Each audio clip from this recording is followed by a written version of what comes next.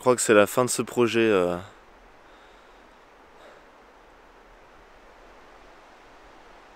Voilà l'état de la tente.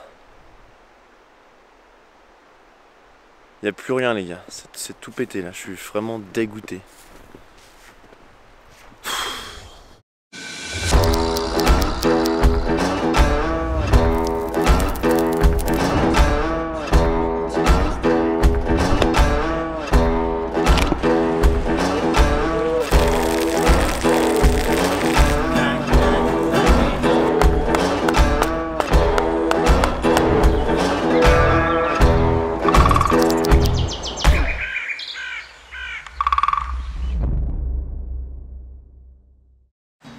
Dans la première saison de la série L'Ermite, je m'installe sur mon terrain au milieu de la forêt. J'ai décidé de vivre dans une tente pour être au plus proche de la nature, et je remercie Canvacamp qui m'a fourni ce tipi. Je profite des températures encore clémentes de l'automne pour aménager ma tente et développer mon autonomie. Tandis que je m'habitue à ma nouvelle vie, les températures descendent et la forêt se recouvre peu à peu de neige. Vais-je parvenir à survivre à l'hiver, ou ce rêve de vie sauvage n'est qu'une utopie? La réponse est dans cette nouvelle saison.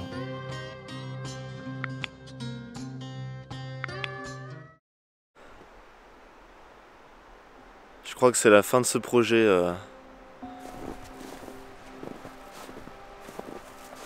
Putain. Voilà l'état de la tente.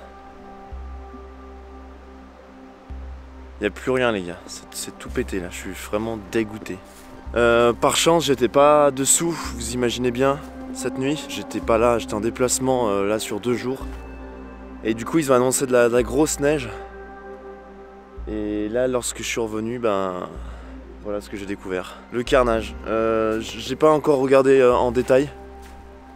Vu d'ici ça fait vraiment peur et j'ai vraiment l'impression que c'est la fin. Je vais essayer de dégager toute la neige qu'il y a dessus.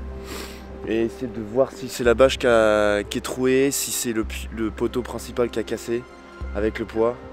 Je vais essayer de voir. J'espère surtout pas que c'est la toile, parce que si la toile a craqué, c'est la merde. Si c'est le poteau qui a pété, je peux retrouver un autre et je peux essayer de le remplacer. Bah, l'hiver commence bien. Hein.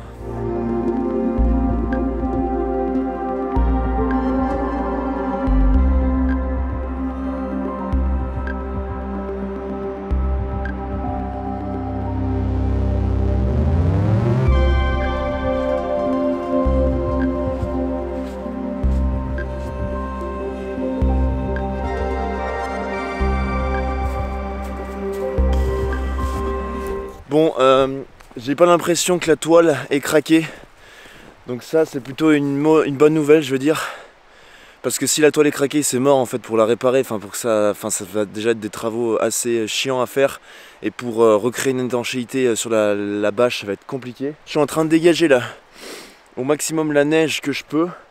Après l'objectif c'est que j'essaie de rentrer dedans et que je vois l'état déjà de l'intérieur. Et que j'essaie de relever la barre si elle est encore existante, mais je pense que c'est la barre qui a pété avec le poids. Donc dans ce cas là il faudra que j'aille chercher dans la forêt un long pieu, une longue poutre de la même dimension que le pieu qui sert à surélever et à monter le tipi. Je crois que je vais appeler 1 ou 2 amis parce que là c'est chaud, pour qu'ils m'aident à remonter peut-être un peu le tout.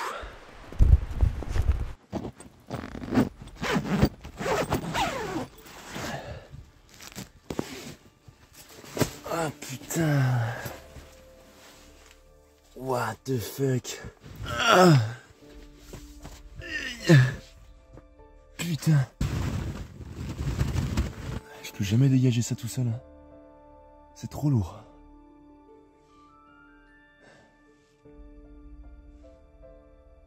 Putain la merde.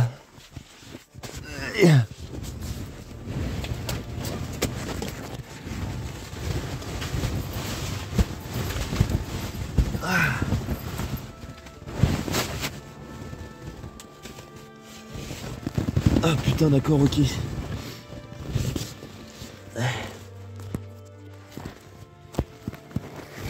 Regardez ça les gars. Vous voyez ce qui s'est passé? C'est le mât qui a complètement tordu en fait sous le poids de la neige. Donc il a même pas cassé, il a juste tordu. Ok. Bon, bah au moins La bâche n'est pas percée, c'est le principal.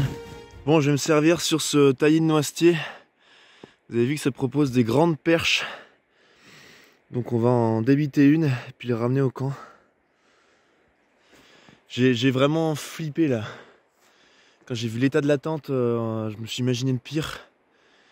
Finalement ça passe. Bon, ça demande de faire des travaux et tout. Je suis surtout bien content de ne pas avoir été là cette nuit. Parce que si je me serais pas réveillé, je pense que j'aurais pu m'étouffer en fait. Enfin être voilà, se bloquer sous la bâche. Donc finalement, bon karma d'avoir quitté le camp pour quelques jours. Par contre, du coup, ça laisse quelques interrogations quant à la suite de l'hiver et s'il retombe de la neige, quoi. Bon, voilà, j'ai coupé un autre mât.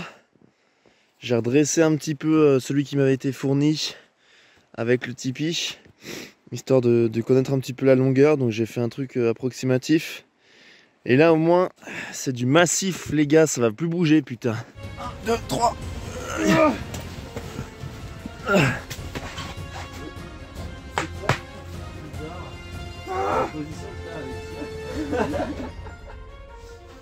Il manque un poil de chatte, bordel. Tipeee, enfin réparé. Plus de peur que de mal, mais je vous avoue que ce matin, en découvrant l'état de la tente, j'ai vraiment flippé. Je me suis dit que ça y est, le projet était fini. Au bout d'un peu plus d'un mois, c'était terminé. Bon, finalement, voilà, c'est vraiment que le mât qui a tordu. Et ça, c'était un petit peu prévisible parce que c'est bon, un mât, c'est pas de l'acier très solide. Donc là, avec le poids de la neige qui est tombé très humide, et d'un coup, il y a eu 10 cm, 10-15 cm qui sont tombés d'un coup cette nuit. Donc ça a craqué et voilà. J'ai remis du coup une grosse poutre centrale. Heureusement que les potes étaient là pour m'aider parce que jamais j'aurais pu y relever ce matin tout seul. Au niveau de la qualité de la tente, j'en attends certains en commentaire qui vont un peu critiquer le matos.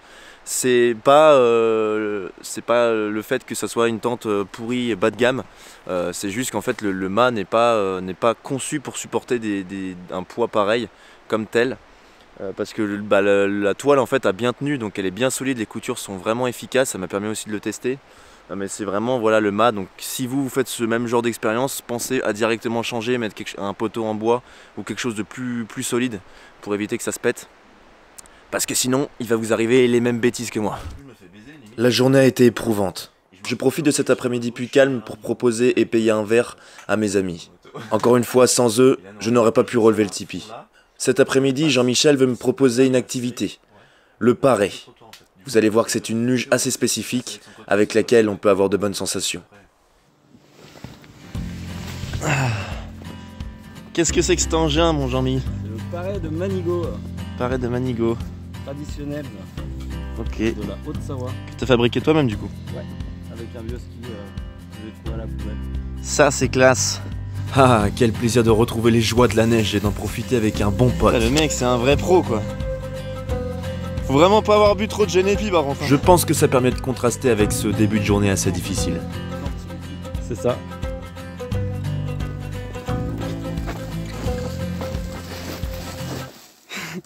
Ça paraissait vraiment simple son histoire, mais finalement j'avais surestimé mon talent de glisse. Heureusement, sous les conseils avisés de Jean-Michel, je parviens à comprendre comment ça marche et je commence à y prendre plaisir.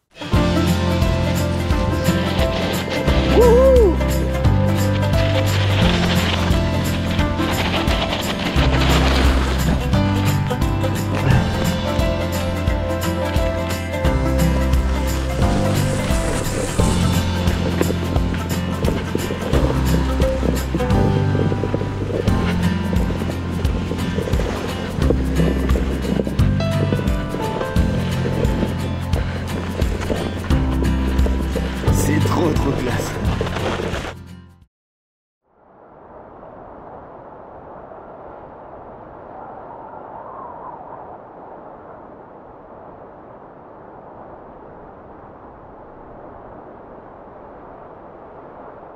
C'est parti pour une petite promenade nocturne avec la neige, plutôt sympa, on va en profiter.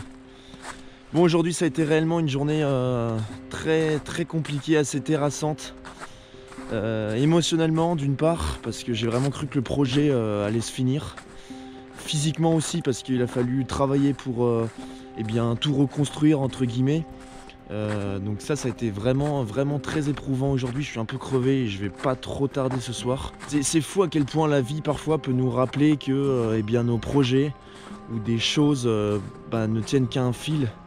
Et ça nous permet aussi de se dire qu'il faut vraiment en profiter et de prendre du recul. Je sais que là ce qui m'est arrivé aujourd'hui, le fait que la tente se soit écroulée, ça m'a fait réfléchir, c'était un sacré événement quand même. Dans ce mode de vie pour l'instant je suis heureux, je m'en rends compte, ça me convient. Vous savez, je pense qu'on est dans un monde où il y a tellement de choses à faire, on peut rencontrer tellement de personnes, qu'en fait on est sans arrêt en train de se chercher, sans vraiment se trouver, et quand on arrive à vraiment se dire, et voilà, là je suis à la bonne place, je pense que c'est assez cool, assez formidable, et je vous le souhaite si c'est pas encore fait. Moi je pense que j'ai trouvé mon truc, être dans la nature comme ça, vivre à son contact, vivre aussi indépendamment de notre société moderne, un petit peu sortir des clous. Ça c'est quelque chose que je recherche. Et en fait, certes, c'est pas facile tout le temps. Là par exemple j'ai eu un gros coup dur, mais justement ça me permet de nous remettre les pieds sur terre, de remettre de la distance un petit peu sur ce qu'on vit, et que ça soit encore plus fort pour qu'on apprécie le tout et qu'on se rende compte qu'on a une chance et qu'en fait on veut réellement pas que le projet s'arrête, même si parfois on a envie d'abandonner parce qu'il fait froid, parce que c'est dur, et finalement ce qui m'est arrivé aujourd'hui, où j'ai vu le projet s'écrouler, je me suis dit ah ouais, quand même je suis bien, je suis heureux dans cette vie là, j'ai pas envie que ça s'arrête aujourd'hui, j'ai vraiment pas envie. On me demande souvent un petit peu les craintes que j'ai dans ce projet, et la principale crainte c'était que la toile se craque, que le tipi ne supporte pas la neige ou les intempéries, et c'est ce qui m'est arrivé finalement. Le problème des craintes, c'est qu'on peut vite tomber dans la paranoïa, surtout quand on lit beaucoup de commentaires que vous mettez pour certains, où vous nous transmettez en fait votre peur. Faut avoir un sacré mental et avoir confiance en soi surtout. Parce que c'est vrai que sinon on peut vite tomber dans la paranoïa et dans la dépression entre guillemets, parce que on coule sous toutes les craintes. Donc faut avoir confiance, prendre problème par problème au jour le jour et éviter de penser aux problèmes futurs, parce que là tu t'en sors pas. Voilà, je prône un petit peu la vie en ermite, la vie seule, l'enfermement pour se retrouver avec soi-même, méditer. Mais il y a aussi le côté partage, savoir bien s'entourer. Là je sais que y a deux de mes bons amis qui sont venus m'aider. Je sais que sans eux j'aurais jamais pu remonter le tipi comme j'ai pu le faire aujourd'hui. Je serais encore en train de galérer sûrement. Donc voilà, c'est bien aussi de savoir s'entourer, je pense. Savoir et de pouvoir être seul c'est bien, mais également d'avoir un entourage, d'avoir des gens sur qui compter, c'est également intéressant.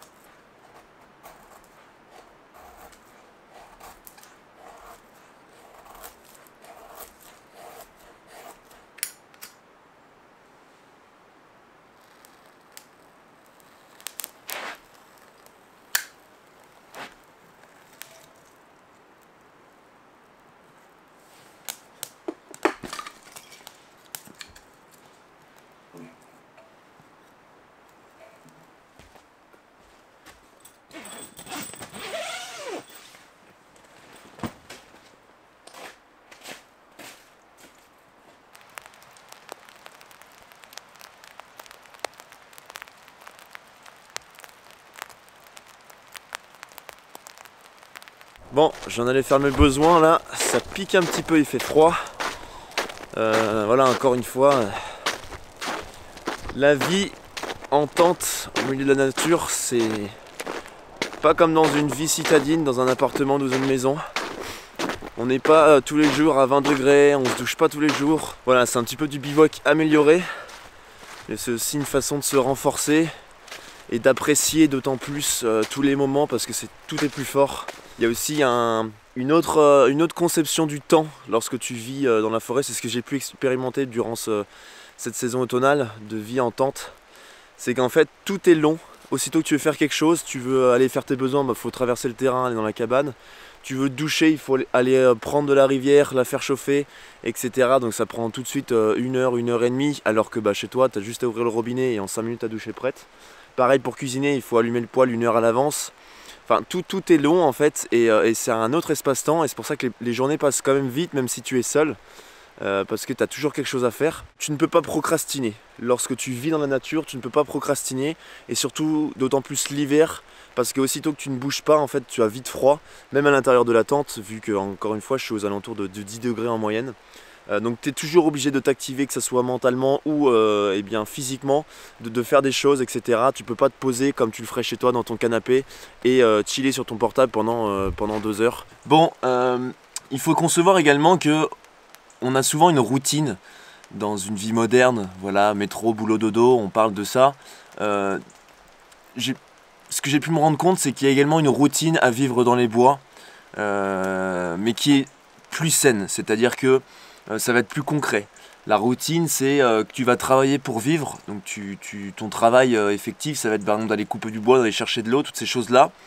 Qui te prennent du temps finalement, mais c'est pour que tu puisses vivre. Et en fait il y a toujours une routine, c'est à dire que le matin tu dois te lever, tu vas débiter un petit peu de bois ou rallumer ton poêle pour créer un petit peu de chaleur, un petit temps dans la journée où tu vas aller recouper du bois, où tu vas aller chercher ton eau, faire la vaisselle. Tu vas prendre un petit temps aussi pour réparer les choses qui sont cassées et entretenir un petit peu tes outils ou ton matos. Alors pareil, tu vas en vivant dans les bois comme ça, tu ne vis plus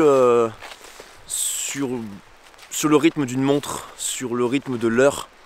Tu vas vivre plutôt au rythme du soleil. Voilà, le matin, tu te lèves quand le soleil se lève, quand il y a de la luminosité, et tu te couches généralement quand la nuit tombe. Donc l'hiver, ça fait des longues nuits, mais on en a besoin. Normalement, il faudrait plus hiberner et vivre au rythme du soleil. C'est beaucoup plus naturel et beaucoup plus sain pour nous. Et tu vas vivre aussi au rythme de la nature, c'est-à-dire au rythme de la météo, par exemple. Tu vas faire en conséquence. Voilà, si tu sais que pendant les prochains jours il va pleuvoir, tu vas devoir préparer ton bois histoire qu'il sèche un petit peu et que tu puisses rester protégé à l'intérieur de la tente.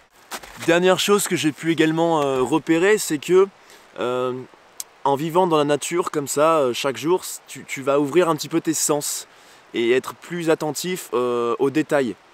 Vous savez que la nature est chargée de détails, il n'y a rien qui est régulier dans la nature, hein, il n'y a aucune ligne droite, il n'y a rien. Contrairement à ce qu'on peut retrouver en ville.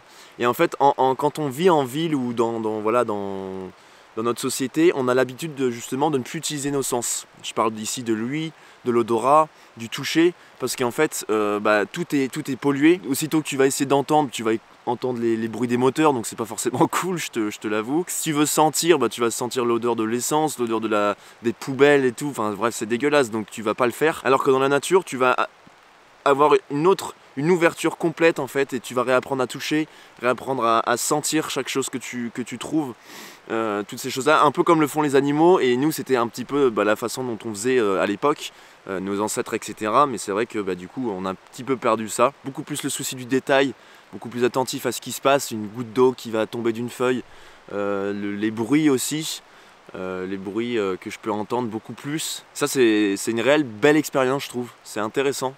Et ça fait du bien également, ça ressource.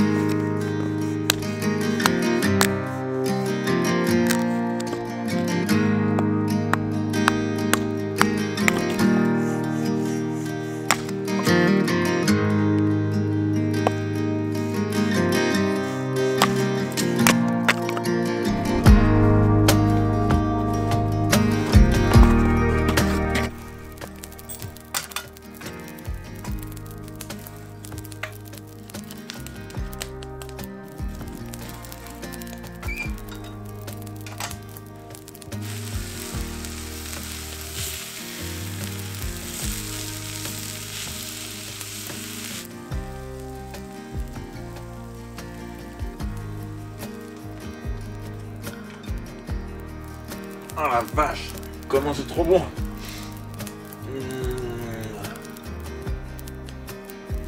Oh.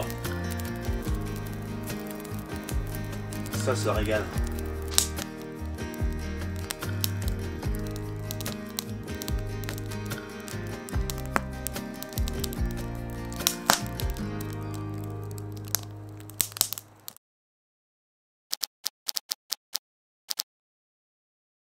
Bon les amis, la tempête de neige s'est un petit peu calmée, ça n'a bien sûr pas tenu puisque c'était très humide et le sol n'était pas encore assez froid malheureusement.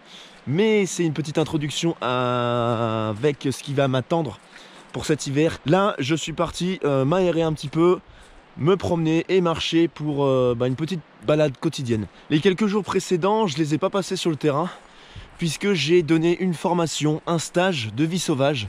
Donc dans une autre forêt, j'ai rencontré 5 personnes qui se sont déplacées pour venir en apprendre plus et expérimenter la vie sauvage.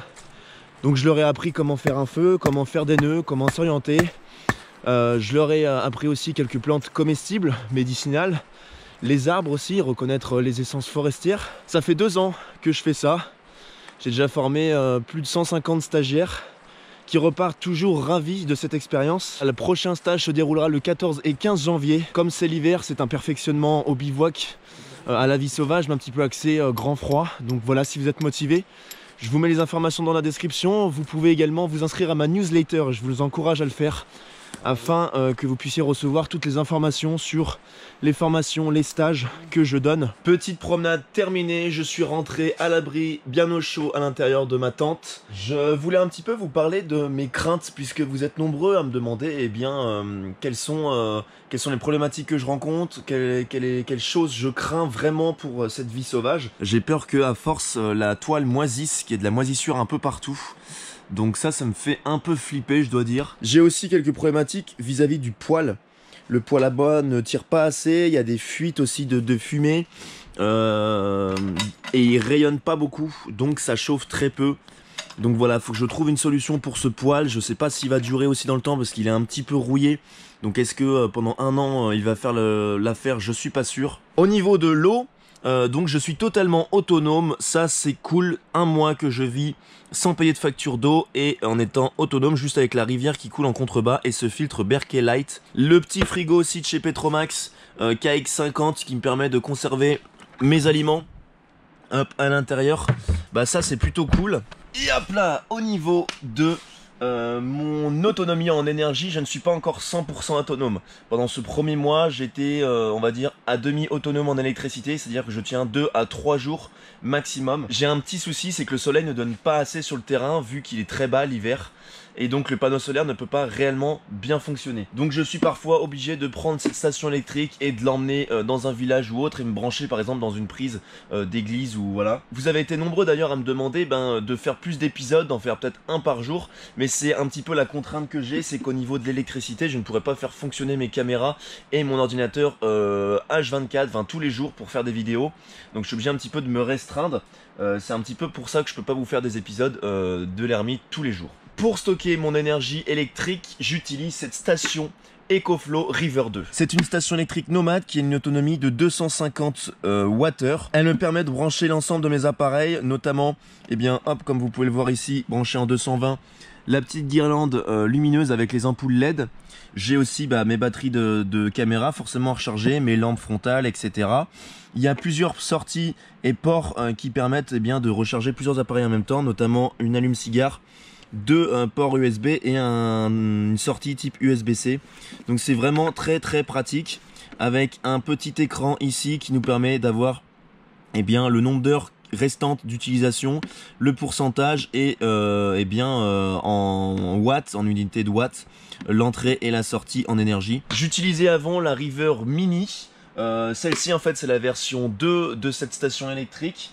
Et l'avantage c'est qu'ils ont mis une petite poignée et ça c'est cool parce que la station pèse moins de 3 kg et donc si vous voulez la transporter, c'est vraiment pratique, vous pouvez même la mettre dans un sac ou voilà. Pour ceux qui recherchent de l'autonomie, si vous avez un van, un camping-car ou autre, ça peut être vraiment très utile. Je vous avoue qu'elle n'est pas ultra puissante, on peut retrouver beaucoup plus gros, seulement celle-ci recharge en 1 heure simplement, donc ça va très très vite. Du coup le fait qu'elle recharge hyper vite, ça permet en quelques rayons de soleil ou juste en étant branché pendant 1 heure sur une prise 220, de la recharger entièrement et donc de retrouver son autonomie en énergie. Si vous recherchez ce genre de matériel et que vous voulez investir dedans, je peux vous proposer un code promo que je vous affiche dans la vidéo et également dans la description, si ça peut vous permettre d'économiser quelques sous pour acheter du matériel qui est vraiment très performant, fiable et vraiment en adéquation avec l'aspect du nomadisme. Alors dans l'épisode précédent dans lequel je vous montrais un petit peu comment je gérais l'hygiène sur le terrain, et donc lorsque je fabriquais également ma lessive, vous m'avez demandé si cette lessive et ce savon étaient vraiment efficaces pour laver le linge.